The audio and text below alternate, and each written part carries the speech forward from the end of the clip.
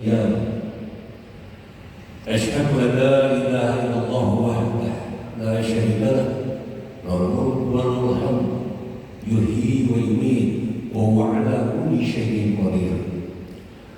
Wa asyhadu anna Muhammadan abduhu wa rasuluhu sayyidul anbiya'i wal mursalin wa khataman nabiyyin sallallahu alaihi wasallam la nabiyya ba'da. Allahumma shalli wa sallim wa barik ala sayyidina wa habibina wa maulana Muhammad wa ala alihi wa sahbihi Abi Bakr wa Umar wa Utsman wa Ali wa tabi'in wa tabi'ut tabi'in wa man jahada fi sabilillah wa man tabi'ahum bi ihsan ila yaumil qiyamah.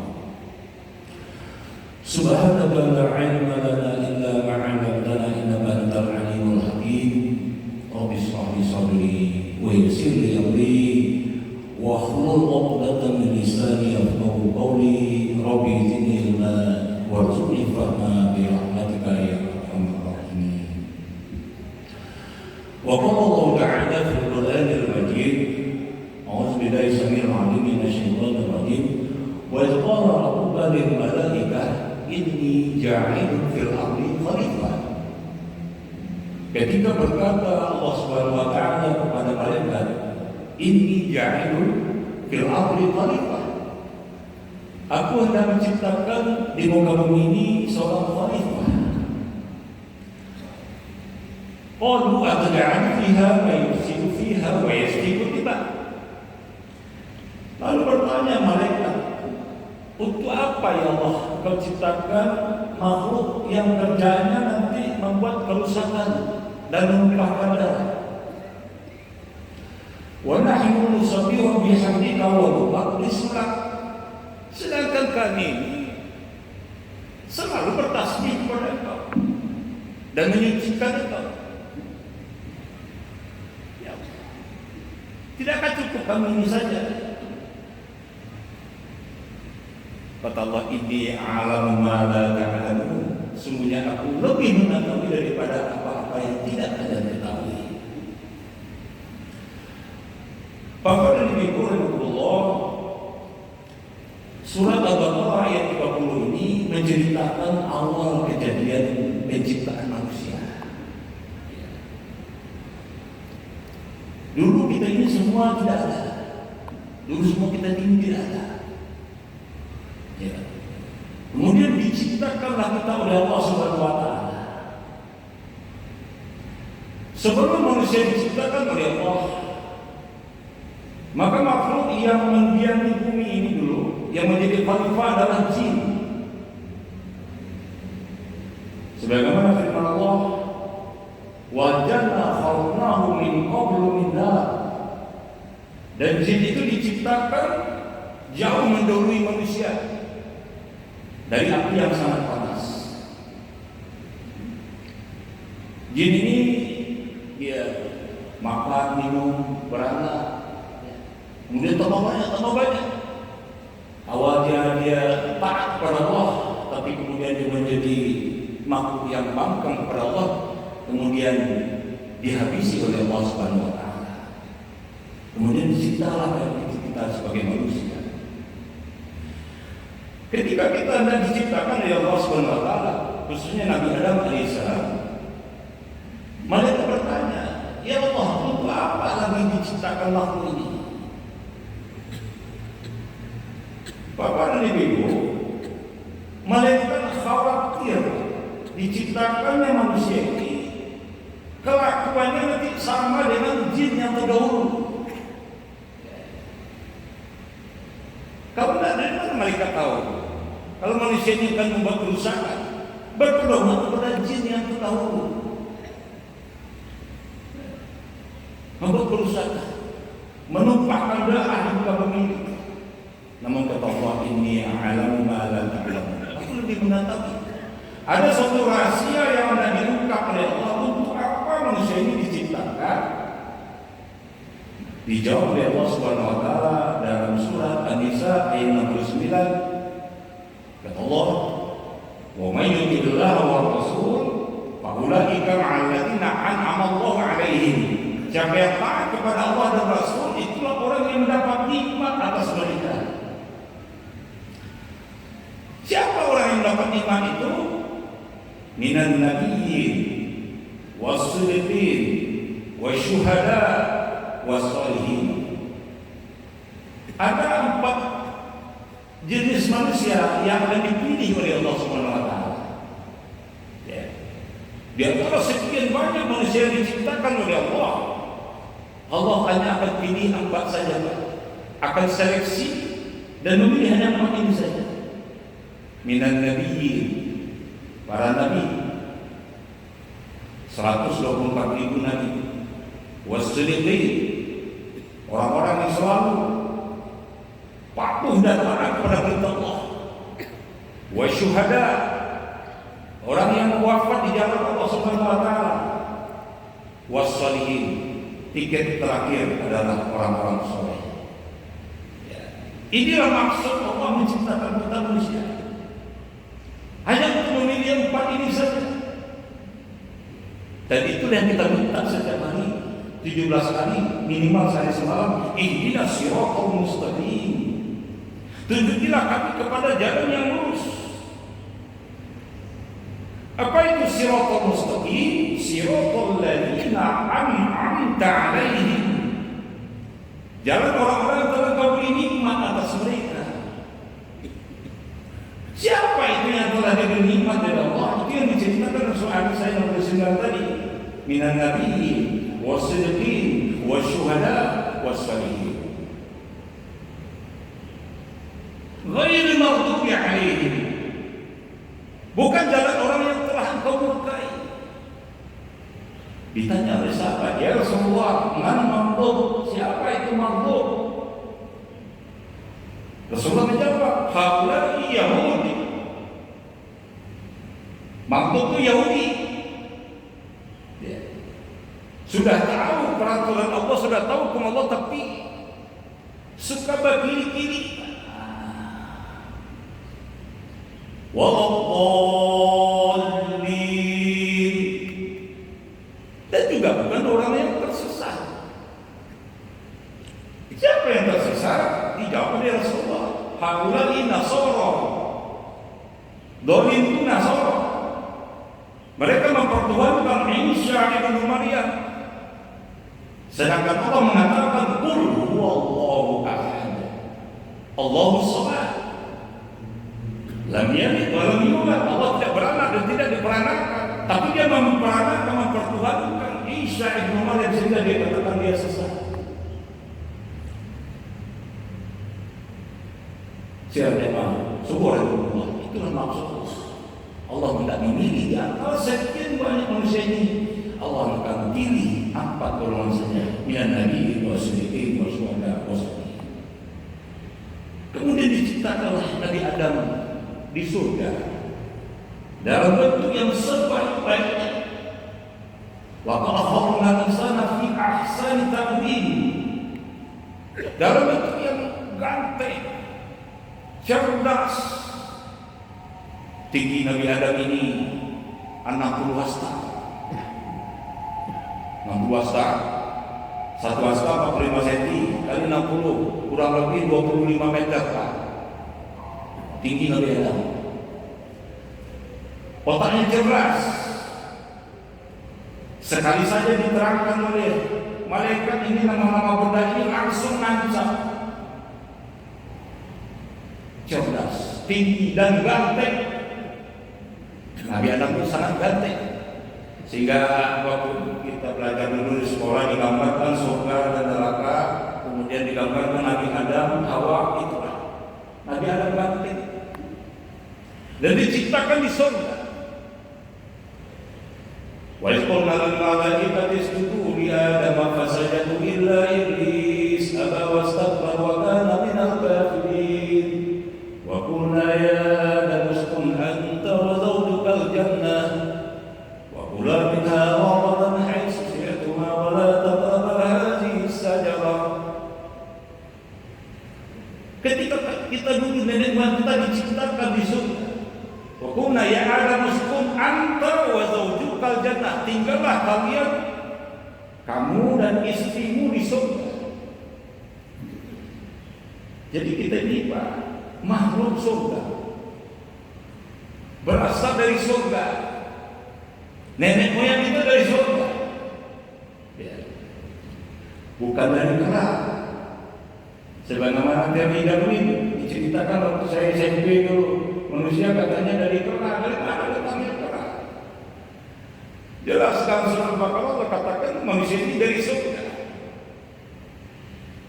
Makan dan minum apa yang kamu sukai. Nanti kita juga di surga juga begitu Pak. Makan dan minum apa yang kamu sukai. Kulu wasrabu haniyan bima kuntum ta'malun. Pekerjaan kita nanti di surga itu Pak, makan dan minum disebabkan amal-amal kamu dulu di dunia. Namun Bapak dan Ibu, ketika manusia sudah di surga, datanglah musuh bebuyutan kita yang bernama iblis. Ya, iblis. Ini spesialis diciptakan oleh Allah, ya, sebagai musuh. Ya. Siapa iblis? Iblis ini dulu jin yang membangkang. Dia dulu jin, tapi yang membangkang kepada Allah Subhanahu wa Ta'ala. Wa idh qala rabbuka lil malaikati isjudu.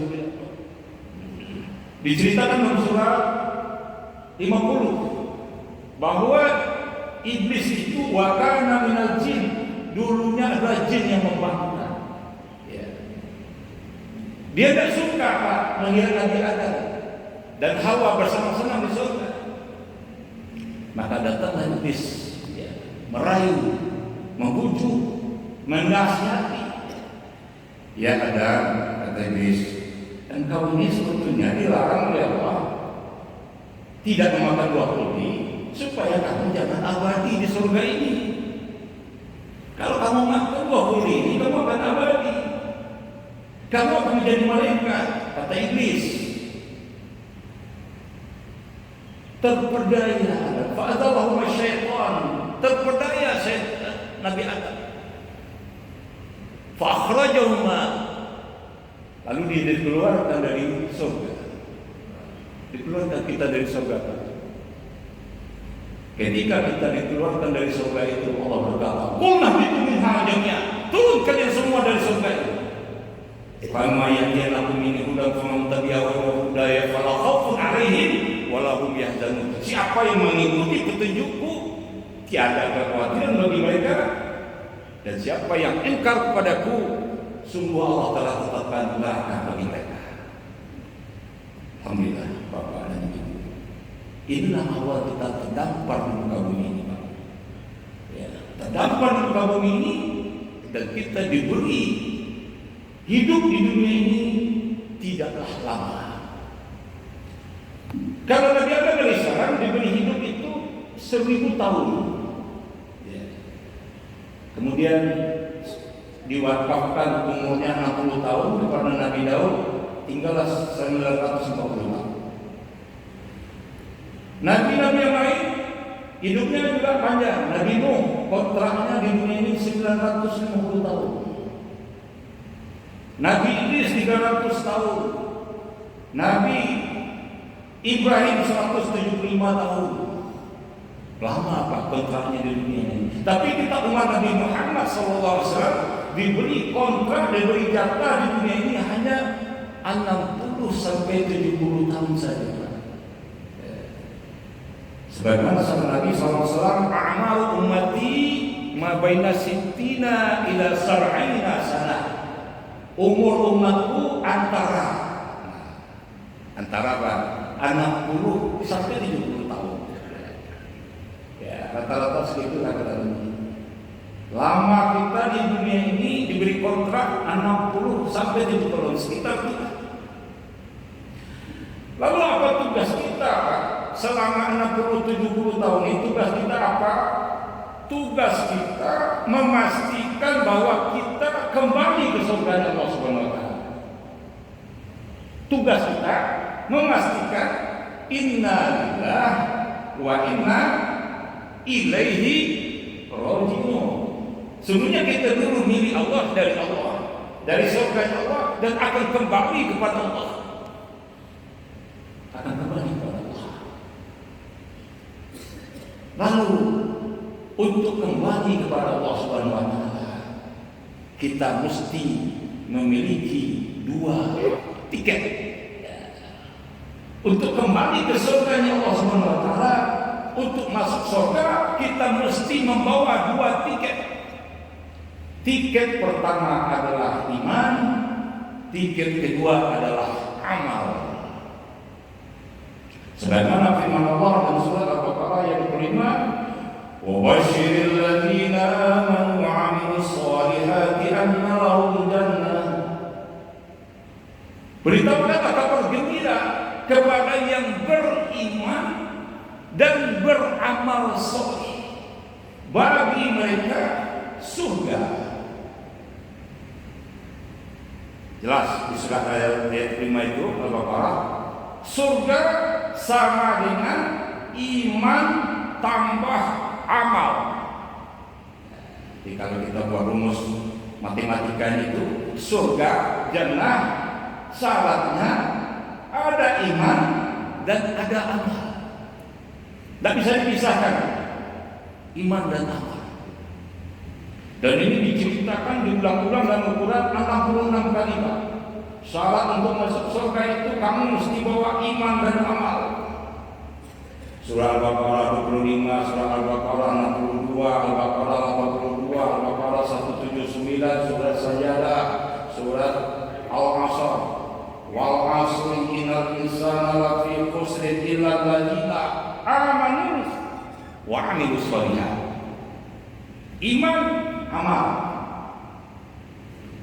Wat-tini wat-zaitun wa turi sinin wa hadzal baladil amin laqad khalaqnal insana fi ahsani taqwim thumma radadnahu asfala safilin illa alladziina amanu wa 'amilus shalihat.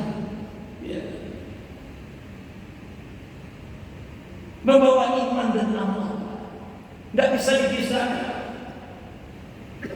Orang kalau dikatakan beriman itu ada amal. Orang beramal karena iman. Tidaklah orang beriman mengatakan beriman tapi tidak beramal. Orang yang menyatakan beriman, mengatakan saya ini muslim, menyatakan tapi tidak beramal, itu namanya munafik. Wa minan nasi may yaqulu amanna billahi wa bil yawmil akhir wa ma hum bimu'minin. Ada orang yang mengatakan saya ini beriman, casingnya muslim, Pak, tampilannya muslim, tapi sebenarnya dia kafir. Maka dia sebenarnya dia munafik, dia tidak orang beriman. Jadi iman itu mesti dinampakkan dengan amal. Sebaliknya, orang yang beramal saja berbuat baik, menolong orang, memberi bantuan, tapi dia tidak pernah mengucapkan La ilaha illallah, tidak pernah mengucapkan kalimat iman, La ilaha illallah, dia kafir. Tetap dia kafir. Innal ladzina kafaru sawa'un 'alaihim. Sama saja bagi mereka. Ada tahun diberi peringatan, amlam tunzilhum, tidak diberi peringatan, lain dia tidak akan beriman. Kafir. Ada saudara kafir ini yang paling dekat munafik. Ya. Kalau munafik ini, Pak, dia mengatakan Islam, Muslim, tapi sebetulnya tidak. Jadi ada unsur penipuan. Tampangnya dia ngaku Muslim, tapi dia sebetulnya tidak Muslim. Yang ketiga musyrik. Musyrik, percaya kepada Allah, percaya juga kepada selain Allah. Innal ladzina kafaru min ahlil kitabi wal musyrikina fi nari jahannam khalidina fiha ulaika hum syarrul bariyah. Orang kafir dan musyrik selama-lamanya di neraka. Orang munafik selama-lamanya di neraka. Yang ketiga, yang keempat adalah murtad. Surah Al-Baqarah 217. Dulu pernah muslim, kemudian kafir, kemudian mati dalam keadaan masuk lagi muslim, kemudian mati dalam keadaan kafir, selama-lamanya masuk di neraka. Dan terakhir yang masuk neraka ini selama-lamanya adalah fasik. Ya. Percaya kepada Islam, percaya kepada Allah dan Rasulnya, tapi tidak mau tunduk kepada hukum Islam. Fasik. Fasik juga ahli neraka.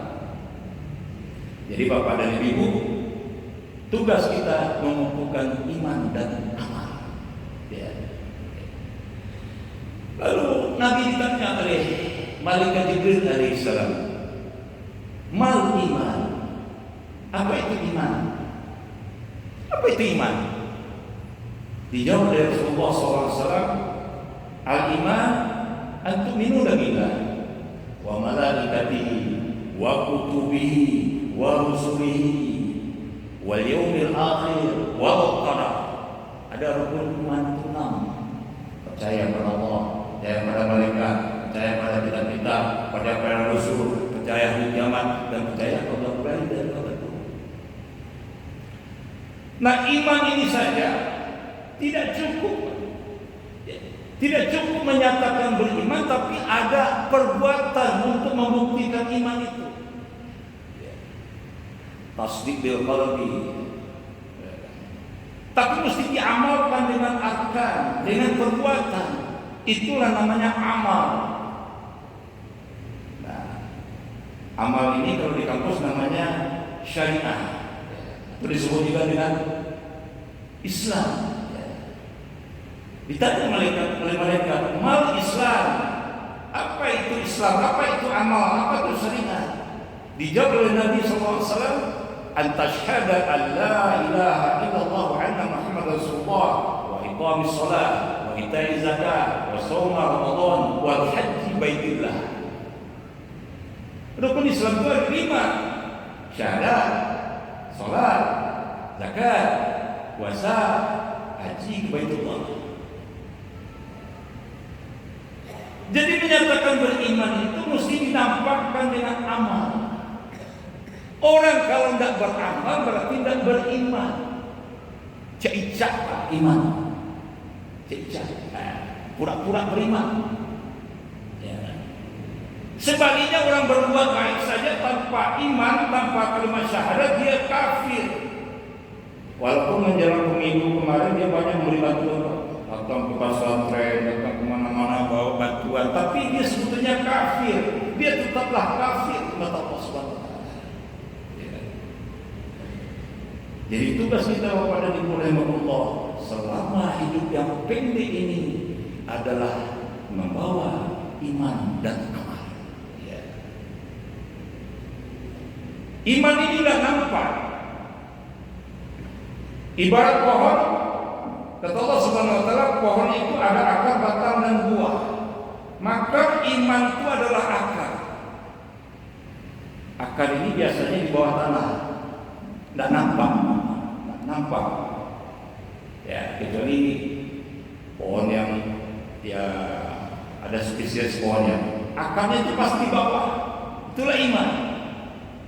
Tapi tanda pohon ini tumbuh Bapak dan Ibu, tanda pohon itu tumbuh, maka tumbuhlah tunasnya ke atas. Tandanya pohon itu tumbuh tunas ke atas, itulah amal. Orang kalau beriman, tandanya beriman itu ada amal. Maka tanda iman itu salah satunya adalah sholat. Setelah dia sadar, sholat. Maka orang yang tidak sholat dikatakan oleh Nabi adalah tidak beriman. Sallallahu alaihi wasallam, inna baina rajuli wal kufri wasyirki tarkus sholat. Sungguhnya beda orang muslim dengan orang musyrik itu meninggalkan sholat. Man taraka sholat, siapa yang tidak sholat atau meninggalkan sholat, fahuwal kafir. Sungguhnya dia adalah kafir kepada Allah Subhanahu.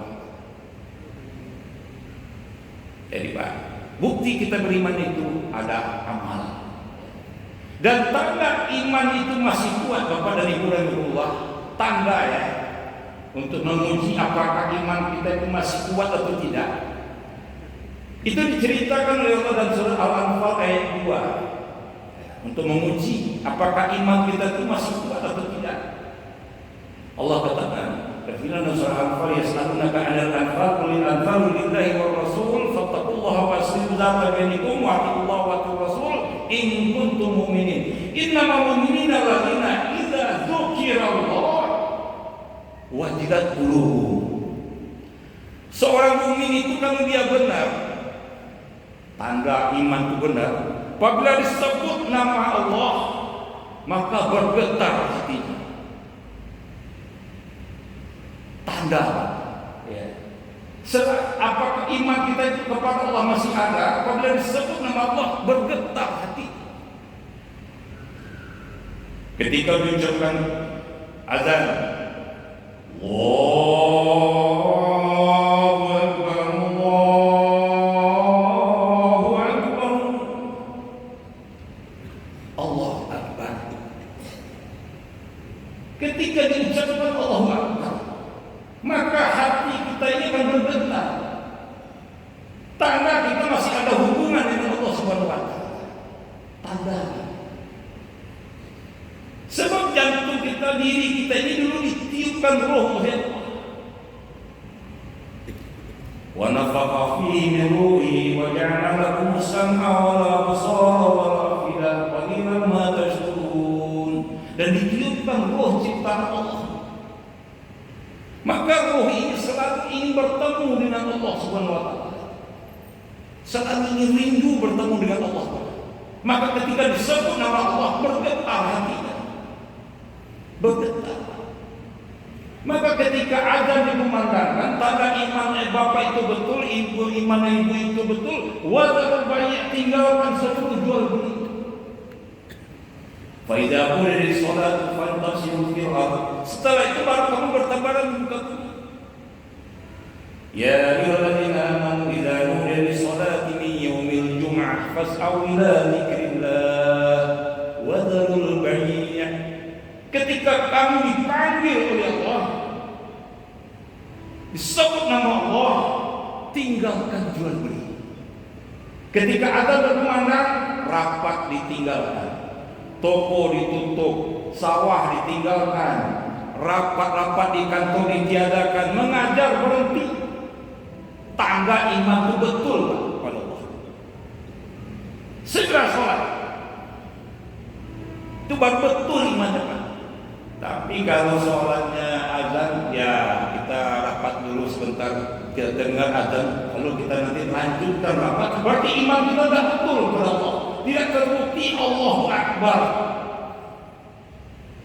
Tidak terbukti Allahu Akbar. Berarti Allah tidak yang terbesar. Membuktikan Allahu Akbar itu hayya 'alas shalah.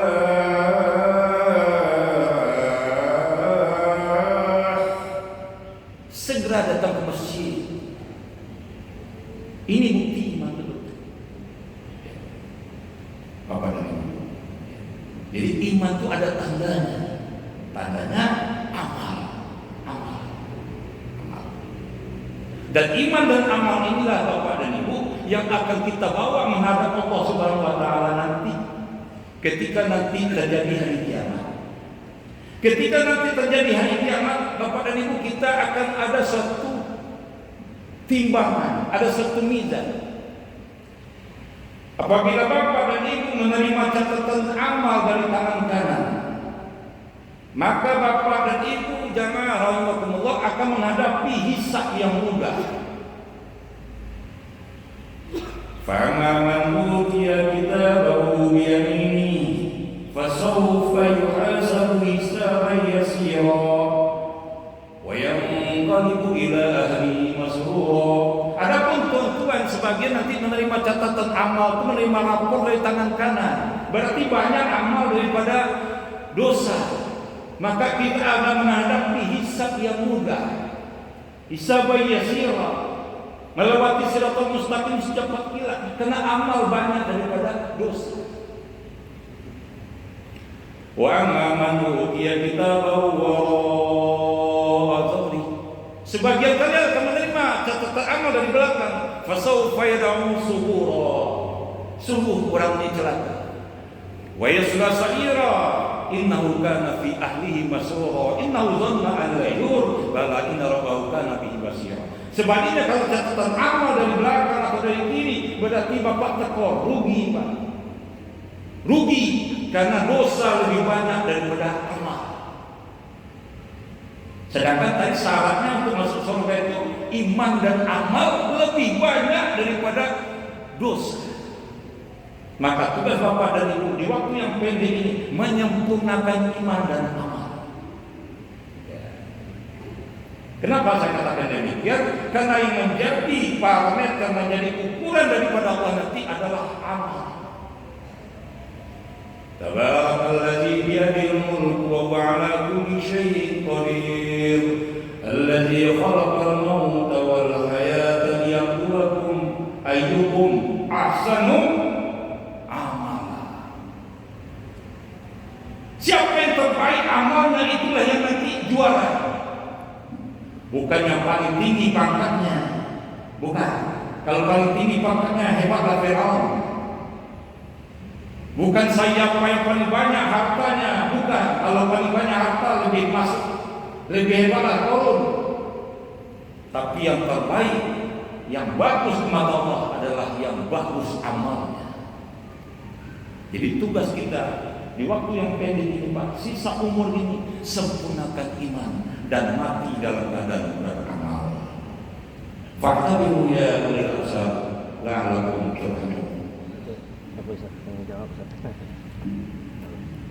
Baik, Bapak Ibu rahimahullah, sebelum kita tutup kajian subuh ini, ada beberapa pertanyaan yang mungkin bisa kita jawab. Assalamualaikum warahmatullahi wabarakatuh. Ustaz,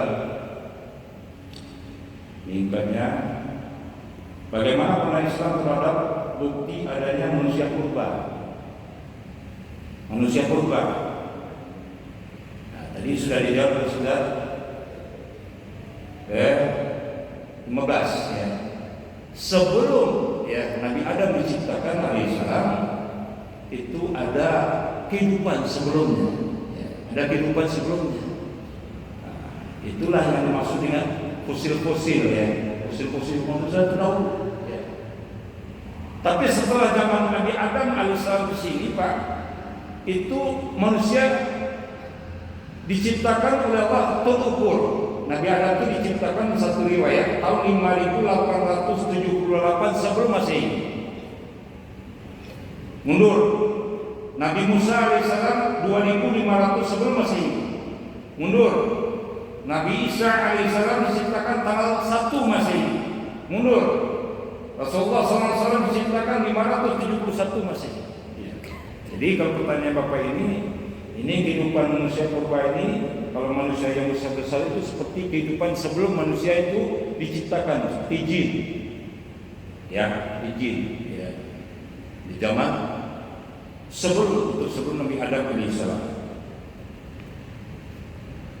Kemudian Assalamualaikum salam ditutup dengan salam ke kanan dan ke kiri. Mengapa salam di akhir sholat hanya sampai Assalamualaikum warahmatullahi, tidak sampai wabarakatuh? Kalau salam ini riwayatnya pertama Assalamualaikum warahmatullahi wabarakatuh ke kanan, Assalamualaikum warahmatullahi ke kiri. Jadi tidak ada warahmatullahi ke kirinya. Ya, itu yang pertama. Yang kedua, Assalamualaikum warahmatullahi, Assalamualaikum warahmatullahi. Jadi kalau redaksinya boleh warahmatullahi ke kanan, tapi tidak ke kiri. Tapi kalau umumnya kita Assalamualaikum warahmatullahi, Assalamualaikum warahmatullahi, salam ya. Dan rahmat Allah ya, dan rahmat Allah. Jadi sebenarnya tidak sampai ke bawah barakatuh ada, boleh, tapi ke kanan saja ya, tidak sampai ke kiri. Nah, ketiga, ini dalam tasawuf, imam itu identik dengan bersih dari penyakit hati dan akhlak. Nah, ini tulisannya tulisan Pak Dokter. Salat itu memohon kepada Allah. Ya, intinya salat itu kan sedang bertemu dengan Allah. Ini salat wa tawakkul ma'arraqiin alladzina yadhunnuna annahum mulaqu rabbihim. Orang-orang yang mengira, merasa bahwa sedang salat itu sedang miliqah, sedang bertemu dengan Allah Subhanahu wa taala.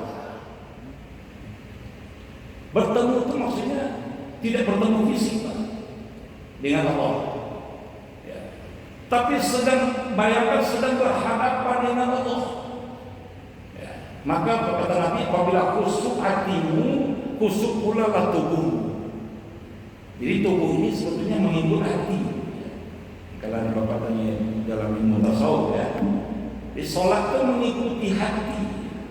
Apabila hati ini sedang gundah gulana, maka tubuh kita juga gundah gulana.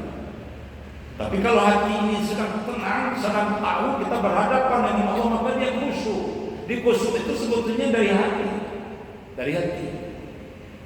Tapi bisa kita mulai dengan taharah yang betul, Pak. Sebab kata Nabi SAW, miftahul jannah as-sholat, kunci daripada surga itu sholat. Maksudnya tahu sholat, at-tuhur, kunci daripada sholat itu taharah. Kalau betul taharah kita, betullah sholat kita. Betul sholat kita, itulah kunci surga. Jadi untuk bisa merasa sedang berhadapan dengan Allah itu, ya pertama memang fisik dibetulkan, cara berwudu, ya kan, kemudian pakaian pertama dibebaskan dari barang yang najis. Kalau ada najis di tubuh kita ini, Pak, dia mengganggu kekhusyuan. Kemudian barang-barang yang haram, ya kan, barang-barang yang haram ini mengganggu kekhusyuan. Seorang laki-laki berdoa, ya Rabb, ya Rabb. Bagaimana doanya akan dikabulkan oleh Allah, kata Nabi? Wa mat'amuhum haram, wa masyarabuhum haram, makan dari barang yang haram, minuman dari yang haram, wa malbasuhu haram, pakaiannya dari barang yang haram. Ini juga mengganggu kekhusyuan dalam sholat. Jadi kalau kaitan dengan namanya Bapak ini ya, ini masalah hati. Bahwa sholat itu mi'rajul mu'minin, sholat itu mi'rajnya orang-orang beriman. Kita nggak bisa melihat Allah, tapi kita bisa bercakap-cakap, berdialog dengan Allah dalam sholat. Dalam sholat kita nanti bisa melihat Allah di akhirat.